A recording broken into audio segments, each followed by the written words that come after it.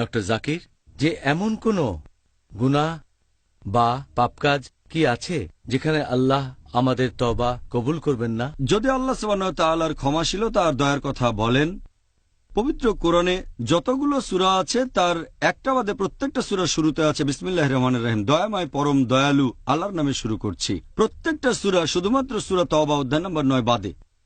আর আল্লাহ পবিত্র কোরআনে বলেছেন সূরা জুমার অধ্যায় নম্বর 39 আয়াত নম্বর 53 যে, হে আমার বান্দাগণ, তোমরা যারা নিজেদের প্রতি অবিচার করেছ, নিরাশ হইও না আল্লাহ সুবহানাহু ওয়া তাআলার অনুগ্রহ থেকে। আল্লাহ সব পাপ ক্ষমা করতে পারেন।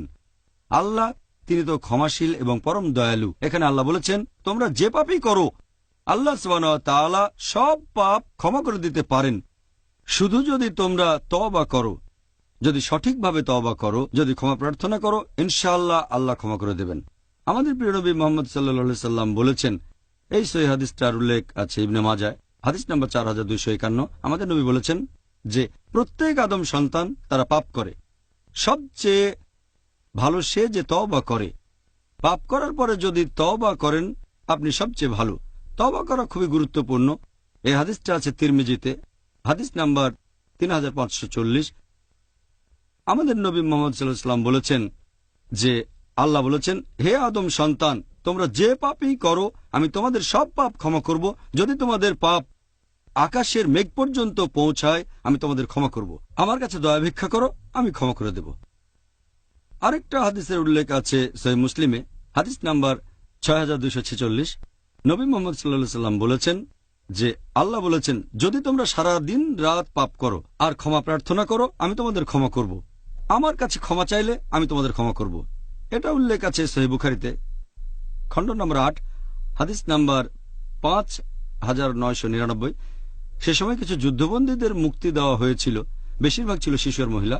একজন মহিলা তার ছেলের খোঁজ করছে কিন্তু খুঁজে পাচ্ছে না। যখনই সে কোনো বাচ্চাকে দেখে তার নিজের দুধ খাওয়ায়। আরেকটা বাচ্চাকে দেখল, তাকেও সে দুধ খাওয়ালো। অবশেষে তার নিজের ছেলেকে সে খুঁজে পেল। নবী সাহাবীগণকে প্রশ্ন করলেন যে এই মহিলা কি তার ছেলেকে আগুনে ফেলে দেবে? সাহাবীগণ বললেন না, আল্লাহ তাআলাও তেমনি তার বান্দাদের ভালোবেসে থাকেন। যদিও তারা পাপ করে সেই মহিলার চেয়ে অনেক বেশি ভালোবাসেন। এটার ভিত্তিতে আমরা বুঝতে পারছি আল্লাহ সুবহানাহু ওয়া তাআলা যে কোনো পাপ ক্ষমা করতে পারেন যদি আমরা তওবা করি।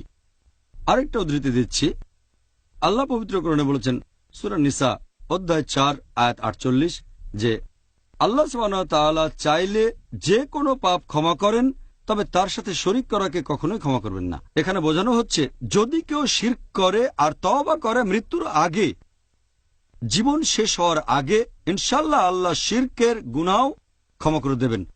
যদি তওবা করে সরল পথে আসে, যদি এক আল্লাহ তাআলাকে বিশ্বাস করে, তৌহিদে বিশ্বাস করে, এমন ক্ষেত্রে আল্লাহ তাআলা শিরকের গুনাহকেও ক্ষমা করতে পারেন, সবচেয়ে বড় গুনাহ। তবে মুশরিক অবস্থায় মারা গেলে, মারা যাওয়ার পরে এখানে আল্লাহ বলেছেন তিনি শিরকের গুনাহ ক্ষমা করবেন না।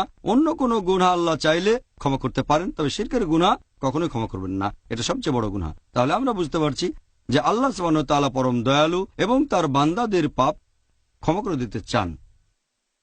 সুবহানাল্লাহ। অবশ্যই আল্লাহ সুবহানাহু ওয়া তাআলা হলেন পরম করুণাময়।